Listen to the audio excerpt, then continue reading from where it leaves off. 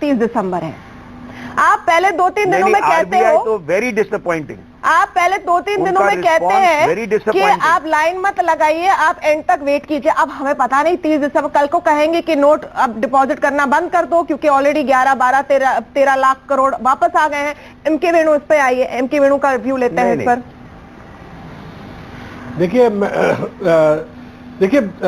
आज जो आरबीआई ने जो बात कही, इससे मैं बहुत डिसअपॉइंटेड हूं, क्योंकि आरबीआई ने तमन्ना जरा सा भी एक डेट नहीं दिया कि जिसके बाद विड्रॉल नॉर्मलाइज हो सकती है। ये भी नहीं बताया कि कितना टाइम लगेगा पूरे करेंसी को रिप्रिंट होने में। और तीसरी बात, आरबीआई ने ये इंटरेस्ट रेट घटाया भी नहीं, उससे मैं डिसअपॉइंटेड नहीं हूं, क्योंकि यहां पे वित्त मंत्री जी 3 हफ्ते से बोल रहे हैं इंटरेस्ट रेट, बैंकों के पास पैसा आएगा, इंटरेस्ट रेट गिरेगा। मगर आरबीआई ने ये कह दिया कि इंटरेस्ट रेट नहीं घटा रहे हैं, क्योंकि आरबीआई ये कह रही है कि जो शॉर्ट टर्म इकोनॉमिक शॉक है उसकी वजह से फूड इन्फ्लेशन बढ़ सकता है। तो आप देखिए आरबीआई का नजरिया देखिए और सरकार का देखिए। सरकार कह रही थी कि इंटरेस्ट रेट गिरेगा, बैंकों के पास पैसा आएगा।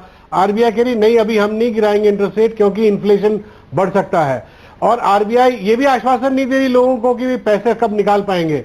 तो मुझे तो बिल्कुल कंफ्यूजन लग रहा है। और आरबीआई और सेंटर के बीच में जो हम सोच रहे थे कि जो मिल के काम कर रहे हैं, वो बिल्कुल वो भी अलग। इसको देखने का अलग तरीका वेणु ये है कि बहुत सारे लोग सवाल उठा रहे थे कि आरबीआई की ऑटोनॉमी को क्या हुआ।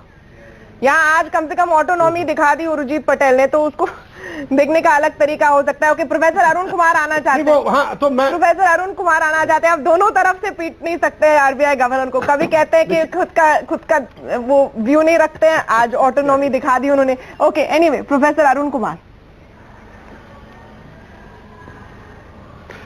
देखिए, ऐसा है कि जो आरबीआई की प्रिंटिंग कैपेसिटी है उस पर अनुमान लगाया है लोगों ने कि कम से कम 108 दिन तो लगेगा ही।